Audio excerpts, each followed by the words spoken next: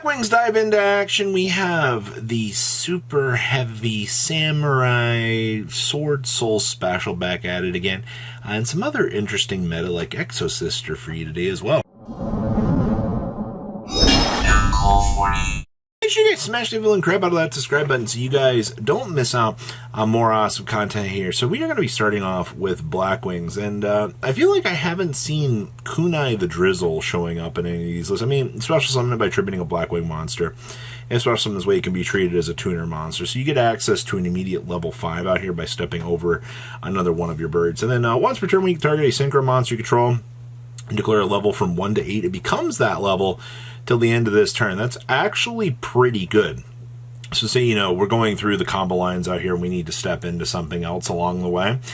This gives you the level modification chance to do that. Now, I also see we are playing Darkness Metal Dragon out here. You can target a monster, you can target one of your monsters, banished or in your graveyard, special summon it to a zone that this card points to in defense mode. Its effects are negated, and you cannot special summon link monsters for the rest of this turn. And then summon monsters placed on the bottom of the deck when it leaves the field. So this gets you a free extender back to the field on a Link 4. This wasn't on my bingo sheet of things to kind of consider out here, but you know, what if you need to bring back something for the Phantom Knights of Rank Up Magic? This is also kind of funny because I do see the Ultimate Falcon here. We also have the Arsenal, the Brave Strix, and of course the Kali King Yuga. So this is just kind of Kali King Yuga Turbo at this point, where you're effectively trying to put that pressure on your opponent in, honestly, in just the best fashion that we really know how. That's why I love, you know, Blackwings out here. They have so many cool things that they can do, but the fact that, you know, this build is trying out some of the more interesting Blackwings. We also have Zonda the Dusk. You can also some from the extra deck, except for Synchro monsters. You can only use one of these effects per turn, and if this card is a little more special, you can target one monster field, return it to the hand, and you can banish this card from your graveyard, special summon a level 5 or higher Blackwing monster from your hand or deck, and then take damage equal to its attack. That's a gosh darn pretty good extender.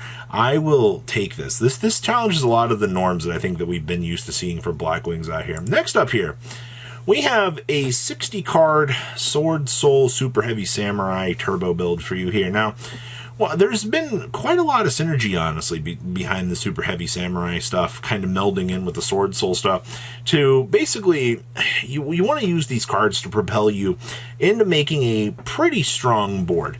And of course, let's be honest, I mean, having some Universal Pendulum scales to kind of help you out along the way is pretty good. Also, let's not forget about the Zephyr cards here. The Zephyr cards being able to get you, well, I mean, Oracle is Zephyr for stackability, Providence for protection, and of course, the Divine Strike, as we know it, is all pretty strong cards for, you know, having access to your arsenal toolbox out here. And of course, we also know how good Zephyr War can be just for, you know, the targeting pops while you can, you know, protect your own thing. And of course, because of this deck having this large utility options available to it, you know, we'll still be able to go down the 9 pillars path thanks to Yang Doodle down here, getting the chance to kind of just be that little stepping stone.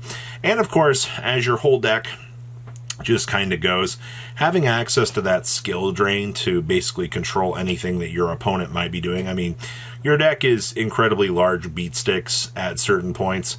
Flipping a skill drain should not be any hindrance to you whatsoever, especially, you know, if you have Providences loaded up for the protection, along with, you know, the Divine Strike on the subset here to kind of help you out along your way. Outside of that, this is pretty interesting stuff. Most of your extra deck slots are going to be dedicated to the, you know, 10E side of things. I mean, you got to understand that you need these cards in order to kind of roll through your opponent. It's just kind of how it is. I mean, your 10E package is still going to be very good. Also, hello, Giotto. How are you? I love the fact that, you know, just getting free immediate access to some of the stupid value that this deck brings to the table. Going to be pretty good. All right, so next up is the legendary Memento deck that topped its regional. And I'm going to be honest with you, or it's national/regional. Them not posting the side deck is really disappointing to me. I wanted to give the chance to see a lot of the ins and outs and the choices that they were making to, you know, kind of get behind the head of this, just to have an idea of, you know, what can we bring to, you know, change with this. Now, Be honest with you, this build is going to feel extremely standard considering the fact, we don't have the big fusion monster yet. We also don't have the mystical sheep extender either to help make these. For now, everything's just going to kind of come down to making the twin thunder dragon as the big guy to kind of run through your opponent and make sure, hey, with this large monster, we're going to try to, do some pseudo milling so we can kind of do our thing. You're still only focusing on the one combined creation. Once we get the next line of support in Infinite Forbidden, you will get the chance to see the craziness that this big guy can actually bring to the table. It's actually pretty cool.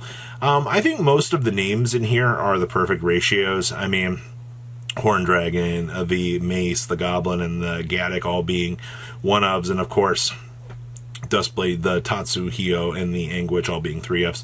That's fine. And of course, you're still playing the best card. Memento Fusion is just an insanely good card. And of course, one Cranium Burst and one Fracture Dance. No real changes here. And of course, for the most part, you're still going to be playing just the one field spell.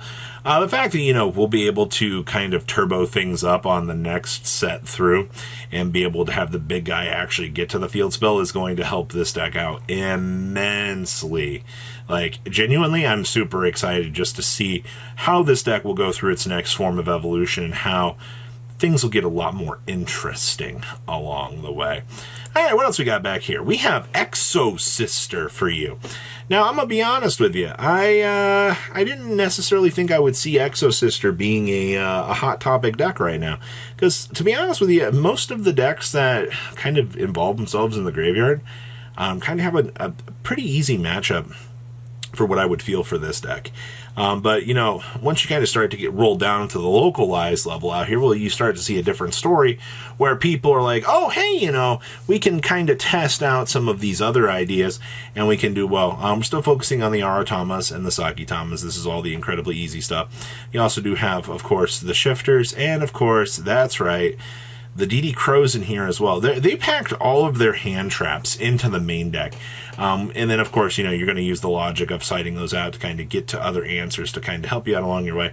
You also do see that this build is playing Book of Eclipse in here as also a cleanup method to some of the madness that was kind of following things up with this. Defensively, this card is very good right now. Also, offensively, this gives this deck a chance to, kind of clean up some of the bigger threats as well. Yeah, there's a lot of Link monsters that are floating around in the meta. You won't get a lot of value off of this, but, flipping down a Tenpai player's board, after the field spell has resolved, when you're in the battle phase, is actually not too terrible. You also have the Evenlies in here. You do have the organisms as well. There's not really a lot else to look at this. I think the hand trap ratios were good. I think the Exosister ratios are also good. Having the one, poor Hyrene being the worst one, honestly, of them for the one-up. But there's nothing really too much I would want to change in this.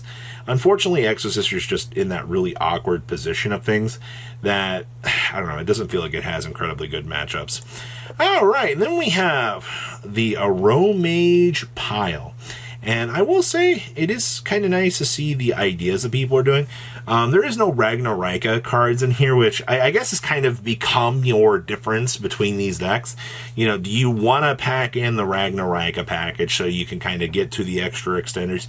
Or do you think that, maybe not filling in that extra space, staying down at, a 52 card limit here to kind of make sure you can do your thing? Plants they're in such a unique position in terms of the deck build and the choices that you have to make to be successful. The deck is nowhere near dead. It's nowhere near as good as it once was either, but you got to understand in terms of, utility options, having something like Dark Ruler No More in here so you can smash through a board, so you can kind of go ahead and do some things. Also, Cactus Bouncer, 1,800 attack points is pretty scary. I don't think a lot of people underestimate, just having to be able to handle this little guy can actually be that much of a problem.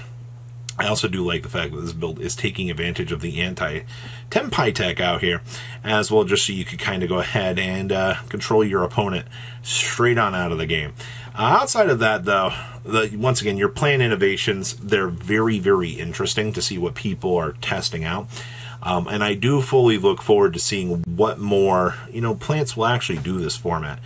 It is gold. I am happy to see that it is returned, though. But to Ragnarika or not to Ragnarika is the question with this deck. So what do you guys think? Please leave a comment down below. Tell me what you guys think, and I will see your beautiful faces back here later in the day, guys. Peace.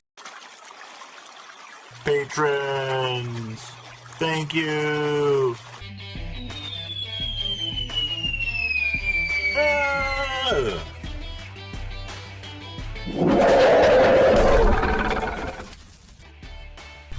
Thank you so much for watching. Check out these other videos.